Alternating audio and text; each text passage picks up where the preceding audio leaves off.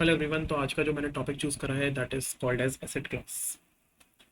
आज अपन बेसिकली बात करेंगे कि एसेट क्लास का मतलब क्या होता है। अगर मैं एसेट का आपको मतलब समझाना चाहूँ बिल्कुल सिंपल लेमैन टर्म्स में, तो इसका सिंपली मतलब ये होता है कि अपन ने कुछ एक आइटम परचेज करा विद एन एक्सपेक्टेशन कि उसकी जो प्राइस है इन फ्यूचर बढ़ेगी। ऑब्वियसली किसी भी एसेट की जो प्राइस है उसमें एक्सपेक्टेशन अपनी क्या होती है कि उसकी जो प्राइस है वो ऑब्वियसली इन फ्यूचर इंक्रीज करे, जिससे कि अपन को उसके रिटर्न्स मिले, तभी अपन इन्वेस्ट करते हैं। तो यहाँ पे आज अपन जानेंगे कि इंडिया में आखिर ऐसे कौन कौन से एसेट क्लास हैं जिनके अंदर लोग इन्वेस्ट करना पसंद करते हैं। तो यहाँ पे बेसिकली मैं आपको चार क्लासेस के बारे में बताऊंगा। तो देखो, सबसे पहले अपन बात करते हैं यहाँ पे एफडीज के बारे में। एफडीज एफडीज क्या होता है बेसिकली? एफडीज का मतलब होता है फिक्स डिपॉजिट। लोगों की फेवरेट होती है एफडीज। तो देखो, फिक्स डिपॉजिट का मतलब क्या होता है कि आपके पास कुछ अमाउंट है और आपने कहा कि चलो ये जो अमाउंट है ये मेरा सेविंग्स अकाउंट में अगर रहता है तो ये मेरे को लगभग 3 से 3.5% का रिटर्न मिलता है। जब भी अपना जो अमाउंट है, पैसा जो है वो सेविंग्स अकाउंट में होता है, तो 3 से लेकर 3.5% तक का रिटर्न मिलता है, और कुछ बैंक तो आपको केवल और केवल 2.5% तक का रिटर्न देती है। तो आपको लगता है कि यार इतना सारा जो पैसा है आपके अकाउंट में पड़ा हुआ है, तो इससे बेटर है कि आप उसका एक एफडी करा लो, यानी कि आप उसकी एक फिक्स डिपॉजिट करवा लो, जिससे कि आपको जो रिटर्न है वो लगभग 6 से 7% गारंटी हो जाए। जो भी आपकी नई बैंक्स आती हैं वो आपको थोड़ा ज़्यादा रिटर्न देने की कोशिश करती हैं। जो आपकी न्यू बैंक्स है वो कोशिश करेंगी कि आपको अट्रैक्ट करने के लिए आपको लगभग 8% तक का भी रिटर्न मिल सकता है। और जो आपकी ओल्ड बैंक्स हैं वो आपको 6 से लेकर 7% तक का रिटर्न देती हैं। और यहाँ से अपन को जो रिटर्न मिलता है वो जस्ट इन्फ्लेशन को बीट करता है। अगर आपको लगता है कि लॉन्ग टर्म में अगर आप सोच के चल रहे हो कि आपका बैंक में पैसा बढ़ रहा है, तो आपका बैंक में पैसा वैसे तो बढ़ रहा है, बट इन रियलिटी आपका पैसा बढ़ नहीं रहा है, क्योंकि इन्फ्लेशन भी तो बढ़ रहा है ना। आप इन्फ्लेशन भी तो देखो। अगर मैं आप इन्फ्लेशन की बात करता हूँ तो एज पर द डेटा लगभग 5.5 से लेके 6% तक का तो इन्फ्लेशन है।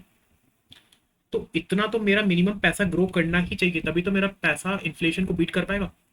तो ये जितनी भी आपकी बैंक्स हैं, अगर आप उसमें एफडी करवाते हो तो वो आपको यूजुअली बस इन्फ्लेशन को बीट करते हुए इतना आपको रिटर्न देती है। तो ये अपन ने बात करी यहाँ पे एफडीज के बारे में। ठीक है, आगे अपन यहाँ पे बात करते हैं जो अपनी अगली एसेट क्लास है, that is called as equity. Equity equity का अगर मैं सिंपल लेमन टर्म्स में मतलब बताने की कोशिश करूँ तो इसका मतलब ये होता है कि you are actually purchasing a part of the company. आप बेसिकली कंपनी का एक शेयर खरीद रहे हो। तो यहाँ पे मैं लिख रहा हूँ buying share of a company. अब इक्विटी में आप इन्वेस्ट कैसे कर सकते हो? You can invest in the equities through the mutual funds. Mutual fund में बेसिकली आप स्टॉक्स को परचेज कर रहे हो और वहाँ पे कोई प्रोफेशनल है जो कि आपके फंड को मैनेज कर रहा है। ऑल राइट, तो इस तरीके से अपन यहाँ पे स्टॉक्स के अंदर इन्वेस्ट कर सकते हैं। और यहाँ पे मैं आपको बताना चाहता हूँ काफ़ी अट्रैक्टिव रिटर्न्स मिले लोगों को, लगभग 12% से लेकर 20% तक के, एज हाई एज 20% तक के यहाँ पे रिटर्न देखने को मिले लोगों को। राइट, तो मतलब ये काफ़ी अट्रैक्टिव हो सकता है। बट एज वी यूजुअली से कि जितना ज़्यादा आपको रिटर्न मिल रहा है उतना ही ज़्यादा आपका रिस्क है। ऑब्वियसली यहाँ पे आपका रिस्क जो था मिनिमम था। यहाँ पे मैं लिख देता हूँ risk is minimum.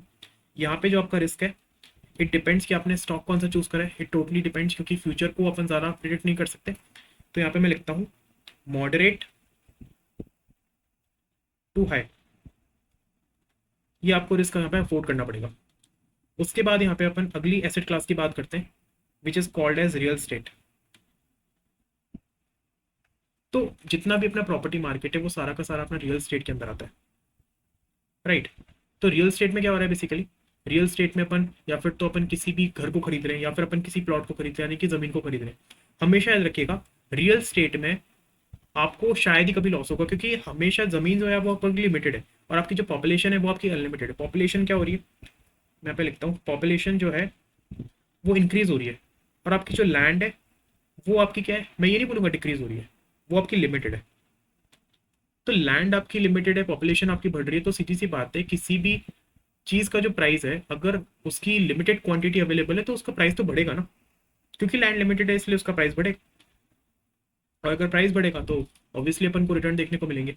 So definitely यहाँ पे मुझे ये तो नहीं पता कि अपन ये प्रेडिक्ट नहीं कर सकते कि लगभग कितने रेट से लैंड का जो प्राइस है वो रिसेंट ईयर्स में बढ़ा है ना। But this could be a good investment. हाँ, यहाँ पे डेफिनेटली आपको एक हायर अमाउंट भी चाहिए क्योंकि इन्वेस्ट करने के लिए, क्योंकि लैंड में आपको भी पता है कि लैंड कोई ऐसी चीज़ तो है नहीं जो 5-10 हज़ार रुपये में आएगी। लैंड के लिए आपके पास अच्छा खासा अमाउंट होना चाहिए and you can think about the future. Right. यहाँ पे अपन अगली एसेट क्लास की बात करते हैं, विच इज प्रेशियस मेटल्स। इसमें भी लोग बहुत इन्वेस्ट करते हैं इंडिया के अंदर, खास करके लेडीज के पास आपको पता है कि बहुत ज़्यादा गोल्ड होता है इंडिया के अंदर। ठीक है, तो प्रेशियस मेटल्स में मैं यूजुअली बात करूंगा केवल गोल्ड और सिल्वर की। स्पेशली गोल्ड और सिल्वर से भी ना काफ़ी अच्छे रिटर्न देखने को मिले। अगर मैं रिटर्न की बात करता हूँ तो लगभग 8% के एनुअल CAGR यहाँ पे देखने को मिला है गोल्ड और सिल्वर से। तो आप खुद सोच के देखो कि इन्फ्लेशन अपना लगभग 5.5 से 6% के आसपास है, और यहाँ पे जो रिटर्न अपन को मिल रहा है वो लगभग 8% के आसपास मिल रहा है। सो डेफिनेटली अपन यहाँ पे इन्फ्लेशन को बीट कर पा रहे हैं। तो मैं आपको ये नहीं बोल रहा कि आप सारा का सारा पैसा अपना गोल्ड और सिल्वर में इन्वेस्ट कर दो। We should try to diversify our portfolio as much as we can, right. तो गोल्ड और सिल्वर में अपन को रिटर्न कितने मिल रहे हैं? लगभग 8% के आसपास मिल रहे हैं। ऑल राइट, और यहाँ पे जो रिस्क है वो ऑलमोस्ट जीरो है। जीरो क्यों बोल रहा हूँ? क्योंकि आपको पता है कि जो गोल्ड और सिल्वर है वो बिल्कुल लैंड की तरह है। गोल्ड और सिल्वर हमेशा लिमिटेड क्वांटिटी में, जितना अपन गोल्ड और सिल्वर को एक्सट्रैक्ट करते हैं उससे कई ज़्यादा प्रोपोर्शन में अपनी पॉपुलेशन बढ़ रही है। इसका मतलब विद रिस्पेक्ट टू पॉपुलेशन अगर मैं पर कैपिटा के हिसाब से निकालूं तो गोल्ड और सिल्वर घटता जा रहा है। इसका मतलब क्या है? इसकी जो डिमांड है वो बढ़ती जा रही है क्योंकि इसकी क्वांटिटी लिमिटेड। तो यहाँ पे इसलिए मैं बोलूँगा कि जो इसका प्राइस है वो इन फ्यूचर बढ़ेगा ही बढ़ेगा। Price will increase. All right, so I hope कि आपको ये शॉर्ट वीडियो पसंद आया होगा। Thank you so much for watching this video. Thank you.